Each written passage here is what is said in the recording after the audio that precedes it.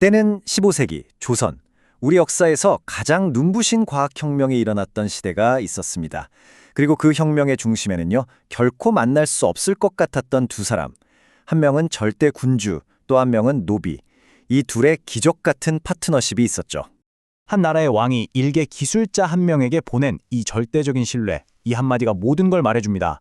바로 조선의 하늘과 시간을 새롭게 설계한 위대한 군주 세종, 그리고 그의 꿈을 현실로 만들어낸 천재 과학자 장영실의 이야기죠. 정말 이 두 사람 사이에는 건널 수 없는 강 같은 게 있었어요. 한 명은 나라의 모든 것을 가지는 왕이었고, 다른 한 명은 법적으로는 자기 자신조차 가질 수 없었던 관노였으니까요. 자, 그럼 대체 어떻게 이 불가능에 가까운 조합이 역사를 바꿀 수 있었는지 한번 제대로 파헤쳐 보겠습니다. 자, 그럼 먼저 장영실이라는 인물부터 만나봐야겠죠. 도대체 그는 어떻게 그 신분의 벽을 넘어서 왕의 눈에 들 수 있었던 걸까요? 장영실의 시작은 솔직히 말해서 정말 절망적이었습니다. 그는 나라에 소속된 노비, 즉 관노였어요. 어머니는 기생이었고 아버지는 원나라에서 온 사람이었죠. 생각해보세요. 당시 조선은 신분제가 얼마나 엄격했습니까? 그의 운명은 그냥 평생 노비로 끝나는 게 당연한 거였어요. 관리가 된다? 이건 뭐 상상조차 할 수 없는 일이었죠. 근데 말이죠. 이 재능이라는 건 신분이라는 감옥에 가둬둘 수가 없었나 봐요. 고장난 농기구를 그냥 뚝딱 고쳐내고 무기를 더 쓰기 좋게 개량하는 그의 손재주가요. 이미 동네 지역에서는 모르는 사람이 없을 정도였대요. 그리고 그 소문이 돌고 돌아서 마침내 한양의 궁궐까지 들어가게 된 겁니다. 이게 정말 믿기지 않는 인생 역전인데요. 관노였던 그를 세종이 직접 뽑아서 중국 유학까지 보내줍니다. 그리고 돌아오자마자 노비 신분에서 해방시켜주고 종호품이라는 정식 벼슬을 내려요. 여기서 끝이 아닙니다. 계속 승진해서 마침내는 지금의 차관급에 해당하는 종삼품 벼슬까지 올라가요. 이게 말이 된다고 생각하세요? 당시로서는 그야말로 혁명, 파격 그 자체였던 거죠. 그렇다면 이 기적의 듀오가 과연 무엇을 만들어냈을까요? 이들이 만든 발명품들은요, 그냥 뭐 신기한 물건 이런 수준이 아니었어요. 이건 나라의 운명을 건 거대한 프로젝트였습니다. 그때 조선은 정말 심각한 문제를 안고 있었거든요. 중국 달력을 그대로 쓰다 보니까 우리나라의 실제 시간이랑 계절이 전혀 안 맞는 거예요. 이러니 농사 시기를 놓쳐서 백성들은 굶주리고 나라의 중요한 의식마저 엉망진창이 되기 일쑤랬죠. 그래서 세종은 결심합니다. 우리만의 시간, 우리만의 하늘을 가져야겠다고요. 이건 국가의 명운이 걸린 일이었습니다. 그리고 장영실이 그 해답을 땅 내놓습니다. 바로 자동으로 시간을 알려주는 물시계, 자격 루입니다.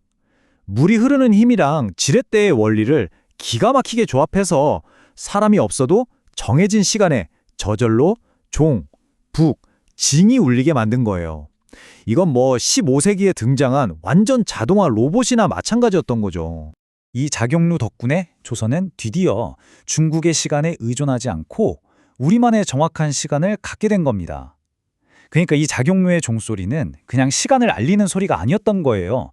우리 조선이 이제 과학적으로 독립했다. 이걸 온 세상에 선포하는 그런 소리였던 거죠. 장영실의 천재성은 여기서 멈추질 않았습니다. 글모르는 백성들을 위해서 동물 그림으로 시간을 알려준 공공해시계, 앙부일구.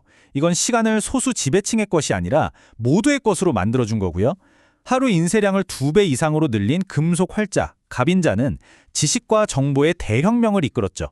그리고 유럽보다 200년이나 앞서서 만든 세계 최초의 강우량 측정기, 측우기. 데이터에 기반해서 과학적으로 농사를 짓고 세금을 걷게 한 정말 시대를 뛰어넘는 발명품이었습니다. 그리고 이 모든 기술력의 정점은 바로 조선의 하늘을 우리 손으로 직접 관측하는 데 있었습니다.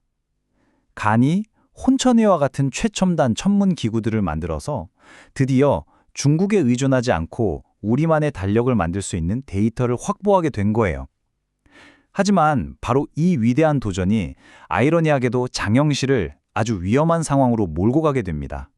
이렇게 눈부시게 성공하던 이야기가 정말 갑자기 그리고 아주 이상하게 끝나버립니다. 조선 최고의 과학자가 역사에서 그냥 흔적도 없이 사라져버린 거죠. 이게 왜 위험했냐면요. 당시 동아시아의 세계관을 좀 이해해야 해요. 하늘을 보고 달력을 만드는 건 오직 하늘의 아들, 즉 중국 황제만 할 수 있는 신성한 권한으로 여겨졌거든요. 그런데 제후국인 조선이 독자적으로 천문기구를 만들고 우리만의 달력을 갖는다? 이건 명나라 입장에선 니네 지금 우리한테 반역하려는 거냐? 이렇게 받아들일 수 있는 아주 위험한 일이었던 겁니다. 하필이면 이렇게 민감한 시기에 1442년에 사건이 하나 터지고 맙니다. 장영실이 제작을 총감독했던 세종의 가마가 임금이 타고 행차하는 도중에 부서져 버리는 사고가 난 거죠. 신하들은 난리가 났습니다. 왕의 안전을 위협했다면서 장영실을 사형에 처해야 한다고 들고 일어났죠. 그런데 그를 가장 아꼈던 세종의 반응이 정말 이상했어요. 그를 그냥 파면시키는 선에서 사건을 마무리해버린 겁니다. 그리고 바로 그날 이후로 장영실이라는 이름은 역사에서 완전히 사라집니다. 도대체 왜? 어떻게 된 걸까요? 자, 들어보세요. 이 사건 의심스러운 게 한두 가지가 아니에요. 가마 제작을 밀어붙인 다른 책임자는 아무 처벌도 안 받았고요. 이 사건 직후에 세종은 완성된 천문 기구들을 중국 사신들 눈에 띄지 않게 깊숙이 숨기라는 비밀 명령을 내립니다. 그래서 많은 학자들은 이걸 단순한 사고가 아니라 명나라의 압박으로부터 장영실이라는 핵심 인물과 조선의 과학기술을 지키기 위한 세종의 치밀한 계획, 즉 세종이 일부러 장영실을 숨겨주기 위한 보호 조치였다고 보는 거죠. 이게 거의 정설입니다. 장영실 개인의 역사는 이렇게 미스테리로 남았지만 그와 세종이 함께 남긴 유산은 정말이지 어마어마했습니다. 29, 이 숫자가 뭘 의미하는 것 같으세요? 언뜻 보면 그냥 평범한 숫자 같지만 이 숫자에 바로 세종과 장영실이 일으킨 기적이 얼마나 위대한 것이었는지 그 증거가 담겨 있습니다. 그것도 인류 역사 전체에서 말이죠. 답은 바로 이 그래프에 있습니다. 1400년부터 1450년까지 딱 50년간 전 세계의 주요 과학기술 성과를 분석한 결과인데요. 놀라지 마세요. 조선이 무려 29건으로 그냥 1등도 아니고 압도적인 1등을 차지합니다. 당시 세계 최강 대국이었던 명나라나 르네상스를 향해 달려가던 유럽과 아랍 세계 전체를 합친 것보다도 더 많은 수치예요. 그러니까 이게 무슨 말이냐면 이 시기에 전 세계에서 나온 과학적인 성과 중에서 거의 절반, 무려 47%가 세종과 장영실이 있던 바로 이 작은 나라 조선에서 쏟아져 나왔다는 뜻입니다. 정말 대단하지 않나요? 어떻게 이게 가능했을까요? 이건 단순히 천재 한 명과 위대한 왕 한 명이 있어서 된 일이 아닙니다.